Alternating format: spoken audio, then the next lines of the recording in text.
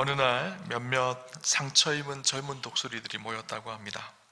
그 모임에는 왕따 당한 독수리, 또 사랑하는 연인에게 배신당한 독수리, 시험에 떨어진 독수리, 사업에 실패한 독수리, 그래서 서로 모여서 자기가 스스로 불행한 자라고 자기 신사 한탄을 했습니다. 그렇게 서로 자기의 불행한 일을 이야기하며 저 멀리 창공을 나는 멋진 성공한 어른 독수리를 다 부러워하고 있었습니다. 그러면서 한 독수리가 이렇게 얘기합니다. 이렇게 사느니 차라리 죽는 게 나은 것 같다. 우리 같이 죽을래? 그러자 모두가 다 동조를 하고 우리 그러면 다 같이 죽자, 그렇게 이야기를 했다고 합니다. 그래서 죽음의 언덕 밑으로 떨어지기 위해서 죽음의 언덕 위에 올라갔습니다. 그러자 그때 창공을 나는 멋진 독수리가, 어른 독수리가 내려와서 묻습니다. 너네들 여기서 지금 뭐 하고 있니? 그렇게 물으니까 그 독수리들이 하는 말이 너무 살기가 힘들어서 여기서 떨어져 죽기로 결정을 했습니다. 그렇게 이야기를 했습니다. 그때 그 어른 독수리가 큰 날개를 활짝 펴서 자기 몸 안에 있는 상처들을 보여주기 시작했어요. 내 몸의 상처들을 봐라. 이건 솔가지에 찢겨진 상처이고, 이건 다른 독수리가 나를 핥혀서 상처난 상처이고, 이건 비바람에 상한 상처이다. 그리고 마음의 상처는 훨씬 더 많아. 상처가 없는 새가 세상에 어디 있겠니? 태어나자마자 죽은 새들만 상처가 없을 거야 하고 날아갔다 라고 합니다. 우리가 사는 세상은요, 상처와 아픔이 가득합니다. 고통이 있죠. 아무도 상처 없는 사람이 없을 것입니다. 겉으로 보기에는 세상이 참 아름답고 호화롭고 좋아 보입니다. 그러나 내면을 들여다보면 우리 안에는 다 상처가 있고 아픔과 눈물이 있습니다. 그러나 우리 하나님은 우리가 그 상처 속에 함몰되어서 고통스럽게 이 세상을 살아가기를 원하시지 않습니다. 멋지게 아름답게 상처에서 회복되어지고 치료되어져서 하나님 안에서 풍성한 삶을 살아가기를 원하시죠. 성경은 사실 이렇게 상처받고 고통받은 사람들이 회복되어져서 하나님 안에서 새로운 삶을 살아가는 사람들의 이야기로 가득가득 차 있습니다. 우리가 잘 아는 요셉의 이야기를 잘 알죠. 요셉은 형들에게 팔려져서 애굽의 노예로 끌려갑니다. 그곳에서 또 억울한 누명을 쓰고 감옥에 갇힙니다. 이 정도 되어지면 보통 사람들 같았으면 살 소망이 끊어진 것이죠. 권투로 따지면 하도 얻어맞아서 KO패 당한 거예요. 그런데 그때 요셉과 함께 하시는 하나님 때문에 요셉은 상처에 함몰되지 않고 그것을 극복하고, 우리가 잘 아는 것처럼 애굽의 국무총리가 되어서 당시 7년 기근으로 인하여 고통당한 사람들을 살려내고 회복하는 귀한 사명을 감당하는 하나님의 사람이 되어졌죠. 우리가 잘 아는 모세도 마찬가지입니다. 모세가 애굽의 왕자로 40년을 살았습니다. 그러나 그의 인생이 한순간에 나락으로 떨어집니다. 광야로 쫓겨가서 사람들을 피해서 숨어 지내는 그런 삶을 삽니다. 그곳에서 양을 치며 왕자에서 양치는 목동으로 바뀌어지는, 인생의 가장 높은 곳에서 가장 밑으로 떨어지는 그런 삶을 경험하죠. 그러나 하나님께서 그의 인생에 80이 되었을 때 그를 부르시고 그를 새롭게 사용하셔서 이스라엘의 최고의 지도자로 그를 세우십니다. 다윗도 마찬가지입니다. 다윗이 처음 하나님의 앞에 어린 나이에 사무엘을 통해서 기름 부음을 받고 이스라엘의 왕이 될 것이라고 그렇게 이야기를 듣게 되어집니다. 그러면 일이 술술 좀 잘 풀려져야 되잖아요. 그런데 그의 인생이 힘들고 어렵습니다. 광야로 쫓겨가서 장인이었던 사울에게 쫓기고 죽을 고비고비를 넘기며 적의 원수 앞에서 미친 척을 하다가 겨우 살아나기도 하고 아둘람 동굴에 숨어서 하루하루 고통스러운 시간을 보냅니다. 보통 사람들 같았으면 우울증이 찾아와서 하루도 살 수 없는 그런 상황이 되어졌죠. 그런데 그때 하나님께서 다윗을 새롭게 하시고 고치셔서 통일왕국 이스라엘의 왕이 되는 귀한 사명을 감당하는 하나님의 백성이 되게 하셨죠. 여러분, 우리의 삶에도 마찬가지입니다. 우리 안에 상처가 없을 수가 없죠. 고통이 가득하고 아픔이 가득한 세상을 살아갈 때 끊임없이 밀려오는 것이 아픔과 고통과 상처입니다. 중요한 것은 그 상처 속에 함몰되어서 고통스럽게 살아가는 것이 아니라 그 상처 속에서 다시 일어나는 능력이 참 중요하죠. 오늘 성경은 우리 하나님을 치료하는 하나님이라고 그렇게 말씀합니다. 오늘 본문 2절에 보면 내 이름을 경외하는 너희에게는 공의로운 해가 떠올라서 치료하는 광선을 비추리니 너희가 나와서 외양간에서 나온 송아지같이 뛰리라, 그렇게 말씀하세요. 내 이름을 경외하는 너희에게는 치료하는 광선을 비추리니 너희가 나와서 외양간에서 나온 송아지같이 그렇게 띄어질 것이다. 우리 하나님은요, 치료와 회복의 전문가이십니다. 요즘 우리가 많이 쓰는 단어 중에 힐링이라는 말을 많이 쓰죠. 힐링이란 말은 치유함, 회복함이라는 단어입니다. 그래서 제가 인터넷에서 힐링을 검색해 봤어요. 그러니까 많은 단어들이 나오더라고요. 힐링 여행, 힐링 맛집, 힐링 음식, 힐링 카페, 이렇게 막 나오더라고요. 사람들은 그 회복과 치유를 위해서 세상 속에 살아가다가 상처받고 힘들고 어려워서 그것을 회복하기 위해서 가장 많이 하는 일이 무엇인가 하면요, 여행 가는 일입니다. 그래서 이번 설에도 보니까 작년에 비해서 2배나 많은 사람들이 인천공항을 통해서 출국을 해서 여행을 갔다 왔다고 합니다. 여행을 갔다 오는 일 좋은 일이죠. 어떤 사람들은 맛집을 찾아다닙니다. 그래서 맛있는 음식을 먹으면서 힐링을 한다고 생각을 하죠. 물론 좋은 일입니다. 그러나 여행을 가고 맛집을 찾아다니고 좋은 일이기는 하지만 그것이 우리를 완전히 힐링하거나 완전히 치유하지는 못합니다. 잠깐 고통스러운 상황을 잊을 수는 있지만 여행을 갔다 오고 나면 다시 상처가 있고 또 고통이 있어요. 마치 이 진통제 같은 느낌이 듭니다. 그러나 최고의 힐링을 주시는 분이 계십니다.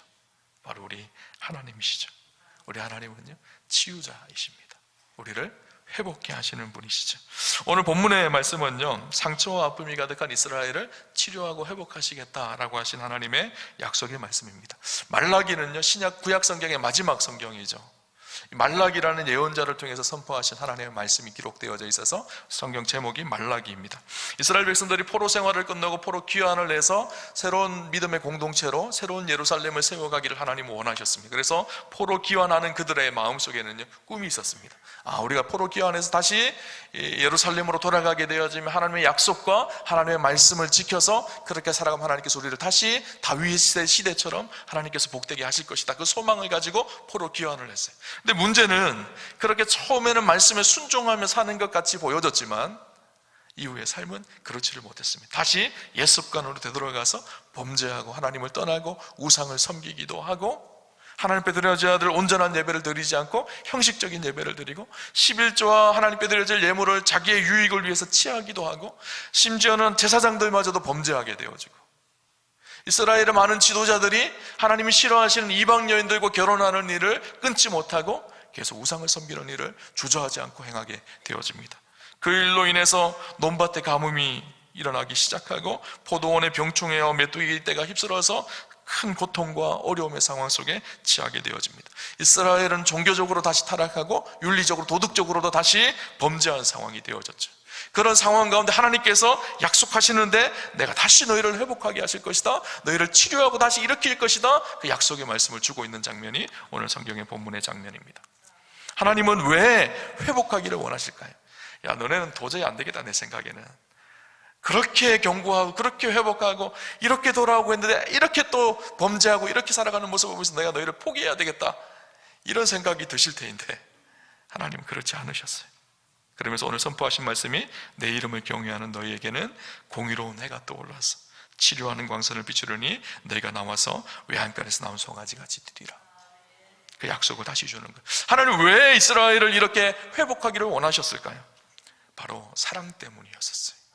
하나님의 본질은 사랑입니다. 택한 백성을 포기하지 않는 하나님의 끈질긴 사랑 때문이었었어요. 그래서 구약이 이 사랑을 표현할 때 히브리어로 헤세드라는 단어를 사용합니다. 헤세드라는 단어는 포기하지 않는 사랑, 견고한 사랑. 하나님 우리를 끝까지 사랑하십니다.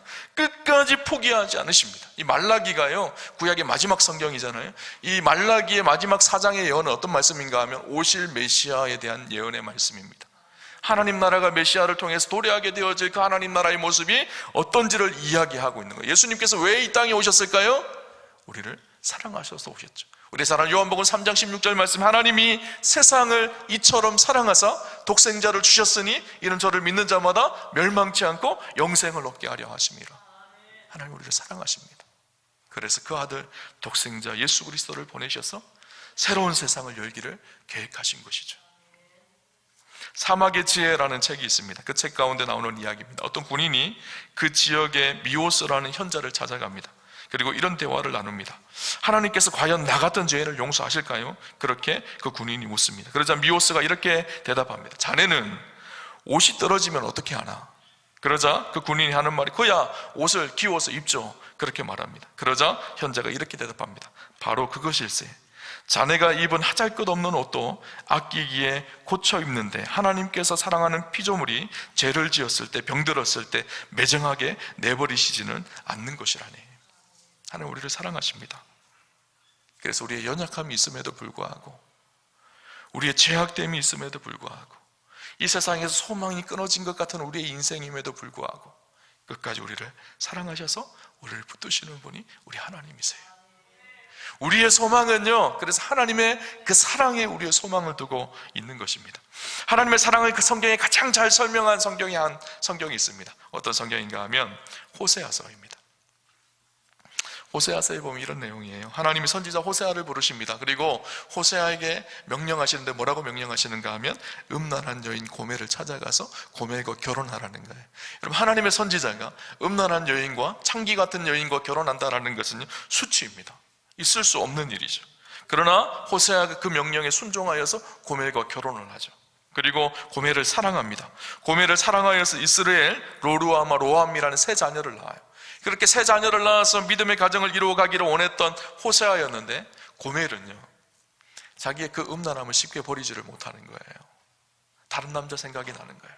그래서 사랑하는 남편과 자녀들을 버려두고 다른 남자의 품으로 뛰어갑니다. 호세아의 마음이 어땠을까요? 무너져 내렸겠죠. 근데 소문이 들립니다. 이 고멜이 자기 몸을 팔다가 누군가의 종이 되어졌다라는 소문이 들려집니다. 그래서 호세아가 어떻게 하죠? 사랑하는 아내 고멜을 데리고 오기 위해서 은돈 15개와 보리 한 오멜 반을 지불하고 그 여인을 다시 데리고 옵니다.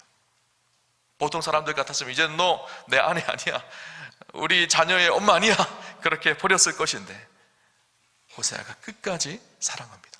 그리고 값을 지불하고 자기 아내를 데려와서 끝까지 사랑하죠. 하나님께서 왜 호세아에게 음란한 여인 고멜과 결혼하라고 말씀하셨을까요? 하나님께서 이스라엘을 어떻게 사랑하셨는지, 오늘 우리를 어떻게 사랑하는지를 보여주는 사건이기도 합니다. 이 호세아서는요, 그래서 한 선지자의 사랑 이야기가 기록되어져 있는 것이 아니라 하나님이 우리를 어떻게 사랑하셨는지를 기록한 것이 호세아서예요.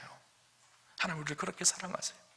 늘 우리는 하나님을 떠나고 하나님을 배반하고 세상 속에서 상처받고 고침받지 못하는, 이제는 죽을 수밖에 없는 그런 인생으로 사는 우리를 불쌍히 여기셔서 우리를 사랑하셔서 끝까지 포기하지 않고 어떻게 하시죠? 값을 지불하세요. 당신의 아들 독생자 예수 그리스도를 십자가에 죽게 하심으로 우리를 값을 주고 사세요.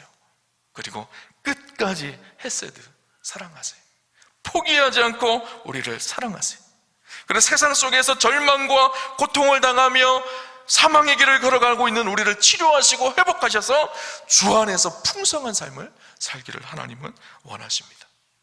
그 사랑이 우리를 회복하게 한다는 거예요. 그래서 호세아 6장 1절에 보면 이렇게 기록을 합니다. 오라 우리가 여호와께로 돌아가자. 여호와께서 우리를 찢으셨으나 도로 낫게 하실 것이, 우리를 치셨으나 싸매어 주실 것입니다.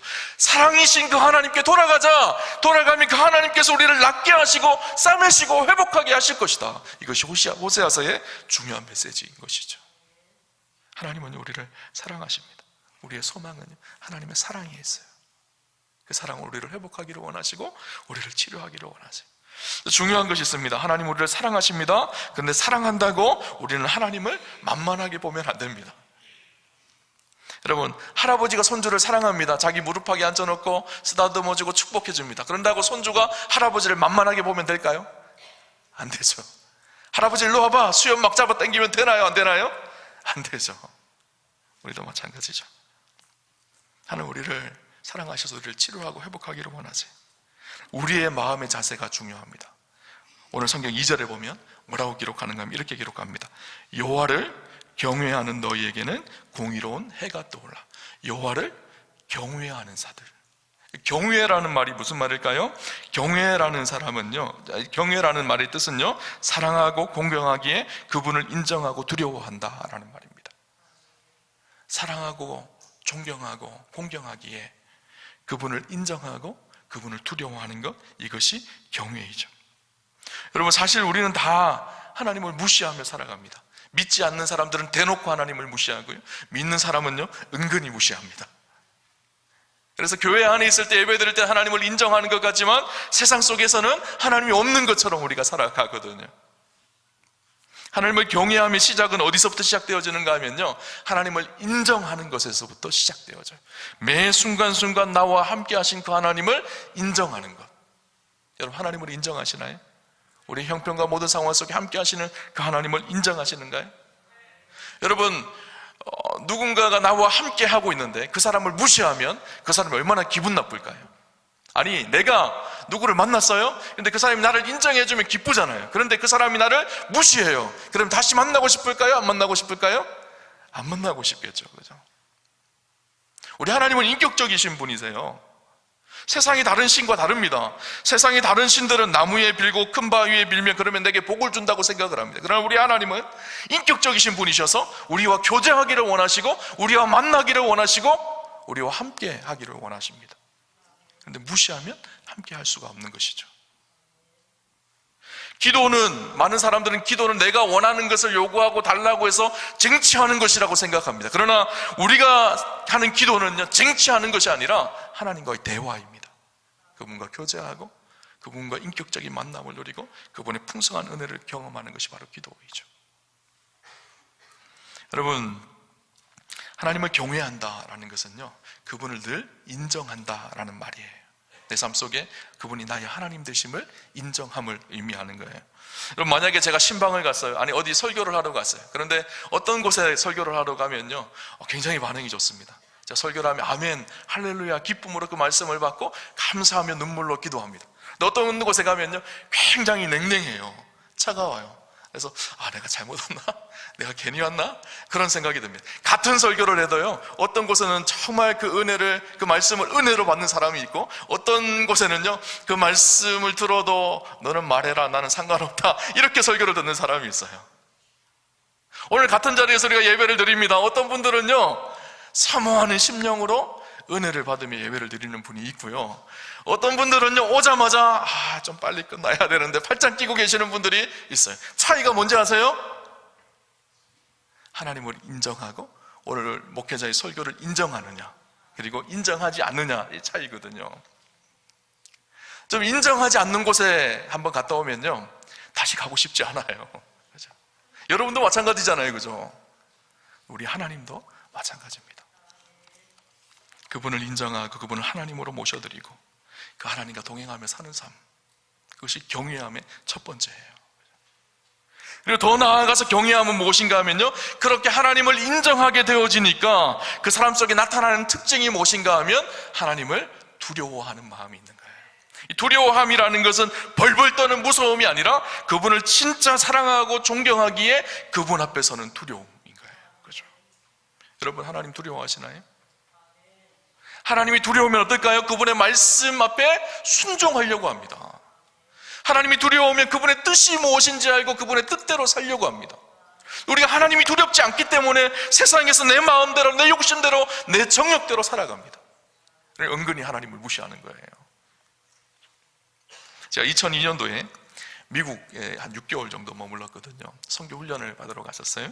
선교 훈련원에 그 당시에 미국의 승용차 밴 있죠. 9명이 타는 밴이 있었거든요. 그런데 미국은 우리나라하고 좀 달라서 대중교통을 이용하기가 좀 불편해요. 그러니까 차가 있어야지 다닐 수가 있었던 거예요. 그래서 훈련생들을 위해서 밴 몇 대가 있었습니다. 그래서 그 중에서 운전자들을 한 명씩 뽑아서 운전자들이 미국 운전면허를 따고 그 밴을 운전하게 했어요. 제가 미국 운전면허증이 있습니다. 그래서 운전면허를 따서 미국에서 운전을 하는데 늘 두려웠어요. 무엇이 두려웠나? 한국에서 오랫동안 운전을 했지만 그곳에 가니까 늘 두렵더라고요. 무엇이 두려운가 하면요, 미국의 교통경찰이 두렵더라고요. 왜 두려운가 하면 한국은 일단 말이 통하잖아요.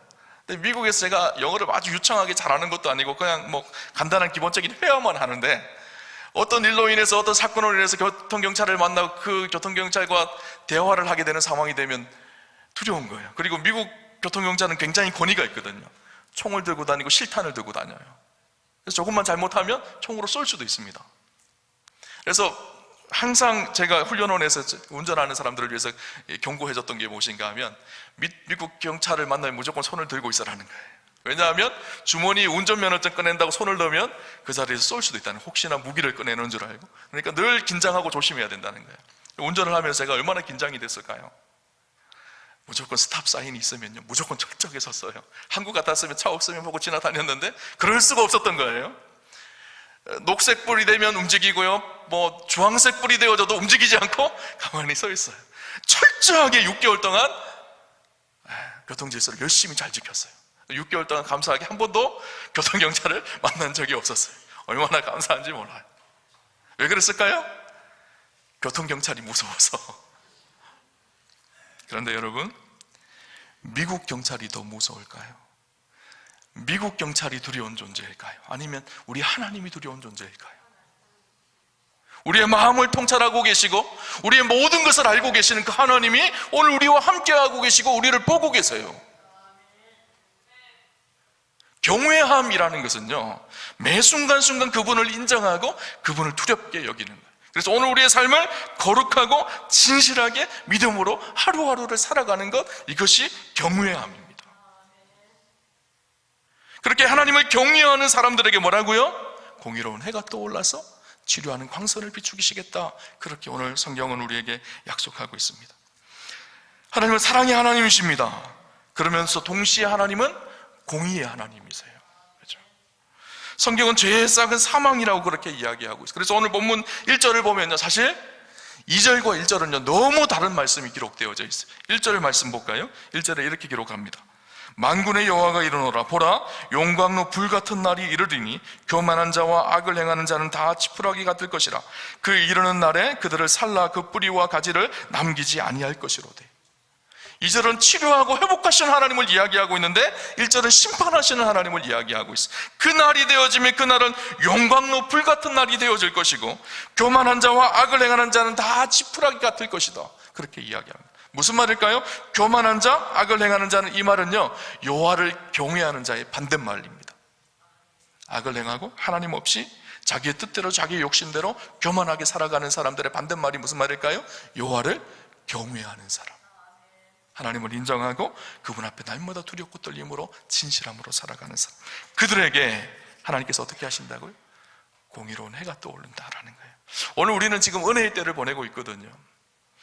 오늘 본문 이 말라기 4장의 말씀은요 메시아 왕국 그리스도가 오심으로 이루어질 하나님 나라의 모습을 이야기하고 있어요. 하나님 나라는요 은혜의 날이고 구원의 날이기도 하지만 동시에 심판의 날이기도 합니다. 그런데 예수님이 오심으로 하나님 나라가 시작되어졌어요. 그래서 은혜의 시작이, 은혜의 문이 활짝 열려졌습니다. 그리고 주님 다시 오심으로 인해서 하나님의 심판의 완전함이 임하게 되어질 거예요.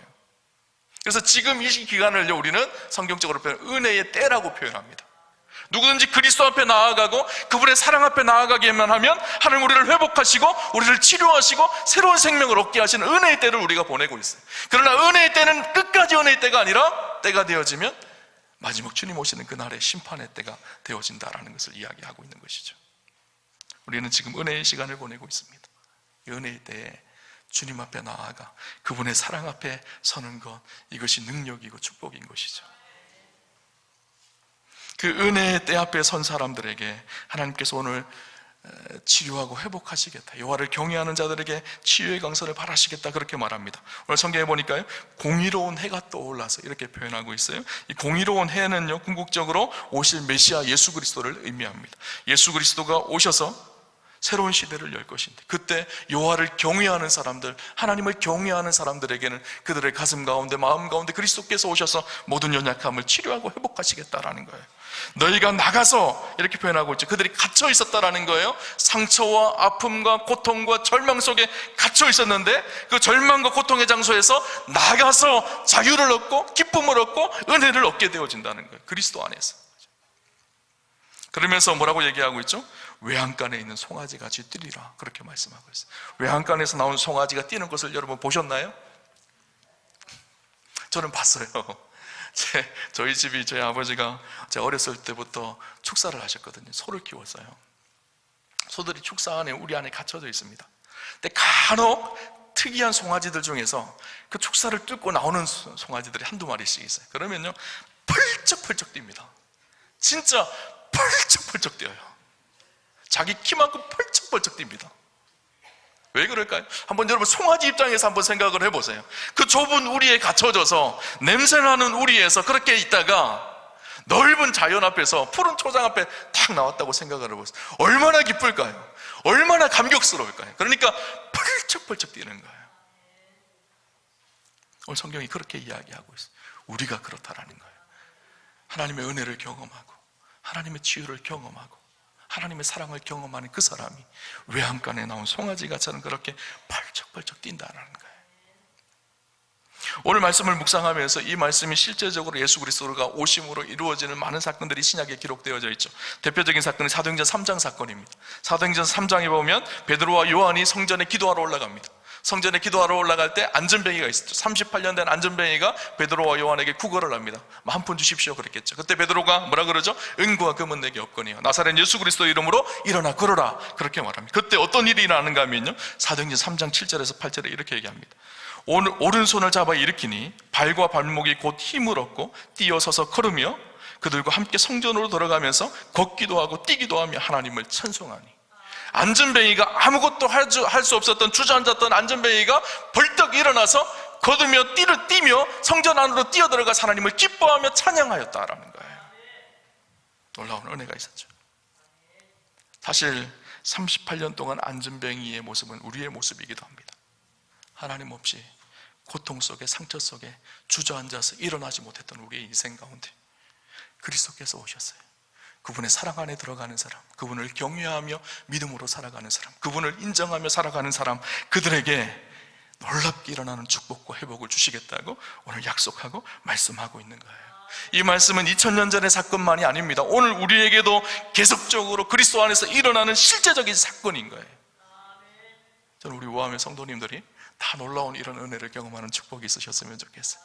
세상의 상처에 눌리고 세상의 고통에 눌리고 아픔에 눌려서 주저앉아서 아무것도 할 수 없는 인생이 아니라 외양간에 나온 송아지같이 주님 주신 그 은혜 때문에 기뻐하며 회복되며 치유되어지는 역사가 저 여러분 가운데 있으시기를 주님 이름으로 축원합니다. 교회는요, 교회에 대한 여러 가지 이미지들이 있어요. 어떤 사람은 교회는 학교 같다라고 이야기합니다. 하나님의 말씀을 배우고 훈련하는 것. 어떤 사람은 교회가 목욕탕 같다라고 이야기해요. 우리의 죄를 깨끗이 씻는 것. 교회의 중요한 이미지 한 가지가 무엇인가 하면 교회는 병원입니다. 병원. 우리의 연약함과 제대한 모습, 우리의 상처와 아픔과 고통을 깨끗이 치유하고 회복하는 것. 그리스도 안에서 그분을 인정하고 그분의 은혜 안에 살면요, 회복이 일어나고 치유가 일어나요. 제가 과거 코로나 때 집에서 저희 아이들, 교회에 가서 사역을 할 수가 없으니까 집에 있으니까 아이들에게 아이들 학교도 안 가고 그래서 음식을 좀 해줬어요. 감자 부침개를 해주려고 감자를 이렇게 강판에 막 갈았거든요. 갈다가 제 손가락 끝부분이 강판 칼날에 들어가 버렸어요. 그래서 끝부분이 손톱과 함께 이렇게 잘려졌어요. 아무 느낌이 안 나고 아무 느낌이 없는 것처럼 있다가 갑자기 피가 막 쏟아져 나오는 거예요. 깜짝 놀라서 그 떨어져 나간 부분을 붙여서 병원에 막 달려갔어요. 병원에 가니까 그분이 가만히 보시더니만 이거 붙여야 되나 말아야 되나 고민을 하시더라고요. 그래도 일단 붙여봅시다 해서 꿰맸어요. 그렇게 붙여서. 그래서 그분이 그러시더라고요. 잘 붙어있고 이 살이 죽지 않았으면 다시 잘 치료되어져서 회복되어질 것입니다. 보니까 그 다음날 보니까 조금씩 아물어져서 다행히 그 부분이 썩지 않고 잘 붙어 있더라고요. 그래서 지금 잘 치료가 되어졌는데 아직도 좀 느낌이 그 부분은 좀 달라요. 아직도 치료되어져 가는 과정인 것 같다라는 생각이 들어요. 근데 문득 그런 생각이 들었어요. 우리가 하나님의 은혜 안에 잘 붙어 있어서 그분의 사랑을 누리고 그분과 교제하기 시작하면 하나님 우리를 치료하시고 회복하시는 분이세요. 교회는요, 그래서 병원입니다. 그리스도 안에서 회복하고 치료되어지고 새로운 삶을 살아가는 은혜의 장소가 바로 교회인 것이죠. 교회 안에서 진실함으로 믿음으로 살아가는데 치유가 없는 것, 그것이 이상한 거예요. 회복이 없는 것, 그것이 이상한 것이죠. 이사야 53장 5절에 보면 그가 찔림은 우리의 허물 때문이요 그가 상함은 우리의 죄악 때문이라. 그가 징계를 받음으로 우리는 평화를 누리고 그가 채찍에 맞음으로 우리는 나음을 받았도다. 우리가 사순절 첫째 주일을 시작합니다. 그리스도의 십자가를 생각하고 그리스도를 묵상할 때 저는 무엇보다 우리 사랑하는 성도님들의 마음속에 치유와 회복이 일어나는 축복이 있으셨으면 좋겠어요. 하나님 은혜 가운데 우리의 상한 마음이 치료되어지고 또 우리 육신의 질병이 치료되어지고 하나님께서 회복하시는 은혜가 우리 사랑하는 우아함의 성도님들과 함께 하시기를 주님 이름으로 축원합니다. 치유되지 않는 것이 이상한 거예요. 우리가 그리스도 안에 있으면요, 치유의 역사가 일어납니다. 사순절 기간 동안 하나님 놀라운 은혜를 경험하는 우리 산안우와 함께 성도님들 다 되시기를 주님 이름으로 축복합니다. 주신 말씀을 붙들고 함께 찬양했으면 좋겠는데요.